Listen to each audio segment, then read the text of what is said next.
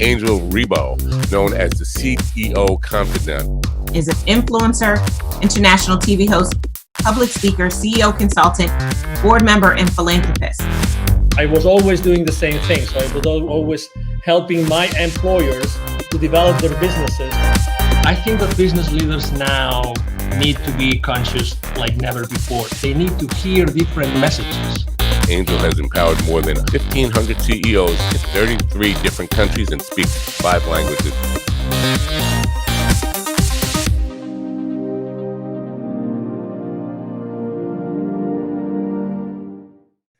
Hello, everybody. This is Angel Rebo, the CEO Confidant, and also in Latin America known as the co-founder and president of the Wisdom for Kids Foundation. We are here again today with Neville Joffe, who is the author of this incredible book called The Baker's Dozen Rules of Highly Successful Business Operators. Neville Joffe, also known as one of the most relevant executive educators in the Americas today. How are you doing, Neville? Wonderful, Angel. Thank you. Good to see you. Good to see you. So, we're going to talk about, chapter 8 of your most recent book, which is actually the title of chapter 8 is Finding Hidden Pockets of Profit.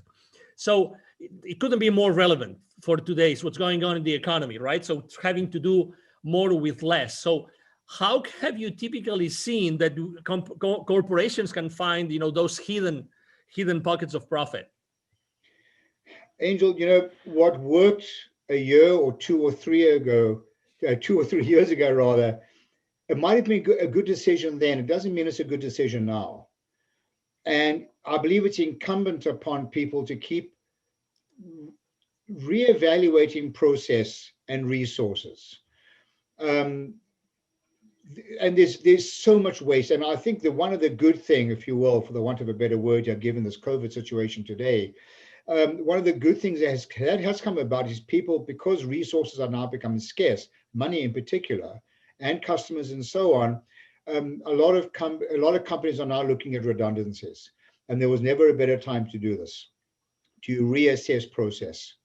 And there are so many redundancies in the market today, in businesses today, that want us to reassess, do we really need X, Y, and Z? Do you think that, by the way, I forgot to say something before, which is, Neville has helped more than, 20,000, has trained more than 20,000 business operators and executives in large companies in the world, like Bombardier, like Campbell Soup, like Hallmark Cards. So, according to your experience, Neville, how easy it is to find those hidden pockets of profit in corporations today? Angel, it's very simple, but it's not easy.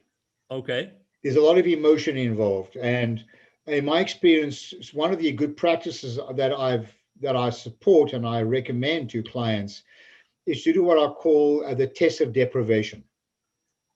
Okay, what is that? People need to take a look at processes and ask themselves, what would happen if this process didn't happen? What would happen if we didn't have this meeting? What would happen if we didn't generate these reports? What would happen if I didn't need X, Y, and Z? And it's amazing how many processes that cost money are taken for granted. We just say we're doing it. One of the terms that I have so much difficulty accepting is when you ask somebody why they're doing something, and they tell you, because we've always done it like that. Wow, very common. And these are poisonous words in my mind, because it's demonstrating that people are just accepting status quo. So, for example, I'm going to talk about hidden pockets of profit. When you go to a meeting, I wonder how many of our listeners have said to themselves, and they go to a meeting, what am I doing at this meeting? Totally. Every time I've worked with people in workshops when we're delivering business acumen lessons, usually there's a roar of laughter. Well, this is actually not so funny, because you work out how much productivity is taken out of the workplace, because people are sitting in meetings where they have no business to be in. So I recommend that you work on that, and I've done this in my own companies, that they work on a hierarchy, if you will. Everybody who should be upside down. Everyone who should be at their meeting starts off, and as you move down the agenda, those people that have no right or no need to be present for that topic have the ability to leave. that you should have maybe 2 or 3 people left at the end. So just as an example, these are the hidden pockets of profit. How many times are people CC'd on emails? There's no way they should be involved in it. Or receiving photocopies of documents they have no right to be receiving. So these are some of the hidden pockets of profit. They may seem small, but they add up. Obviously, after training 20,000, business operators and C-level executives, I mean, you've learned a lot of lessons, right? So where do you think that it's easier to find those gems? Angel, on the top corner of my screen, you'll see the framework of what we do. We're in business to drive sustainable profits and cash flow. That's why investors invest in a business, whether you're a privately owned company, a venture capital owned company, publicly traded company, you're in business to drive sustainable profits and cash flow. But we also want to hold our people accountable for what they do. But it's not reasonable to hold them accountable if we don't engage them and educate them. It is therefore incumbent upon managers, leaders, etc. in organizations to engage the employees in the process and to have a completely open and transparent environment and talk about these redundancies.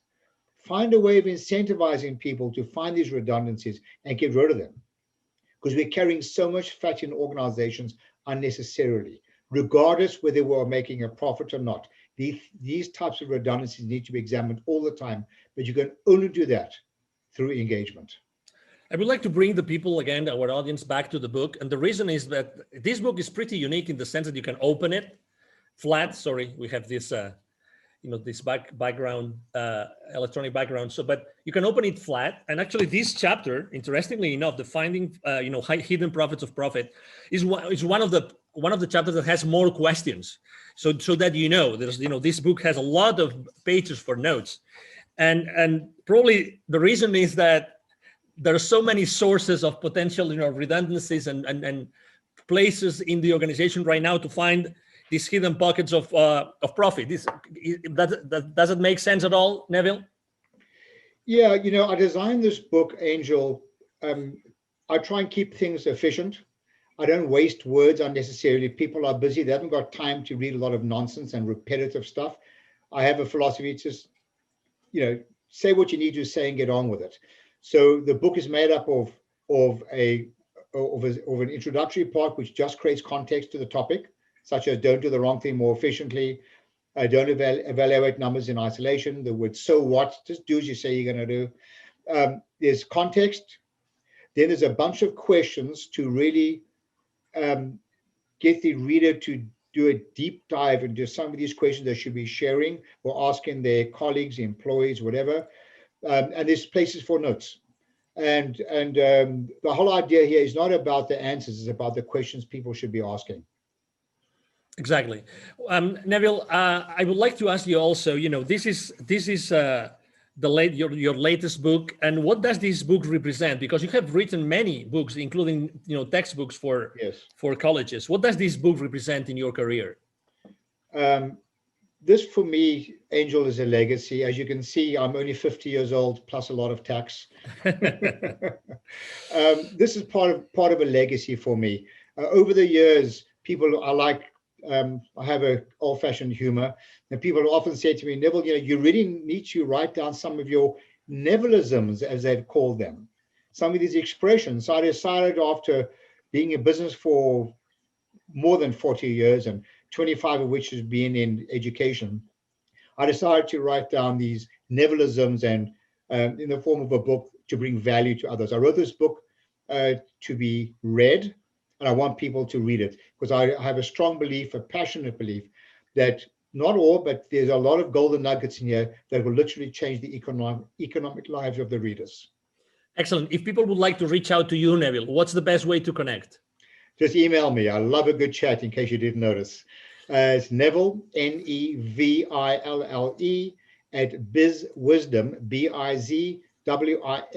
bizwisdom.com. Excellent. Well, thank you for being with us today, Neville. It's been a pleasure. You're very welcome, Angel. The pleasure was mine.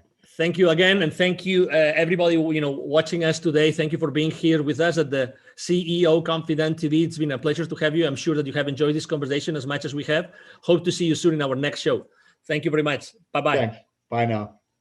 Thank you so much for watching our show today. The entire team of the CEO Confident appreciate your time and attention. If you think that you are a good fit for the CEO Confident TV, please connect with us on LinkedIn. We hope that you enjoyed today's show as much as we did. See you soon. Angel Ribo, the CEO Confident. Email address angel@angelribo.com. Don't forget to follow me on LinkedIn. Thank you.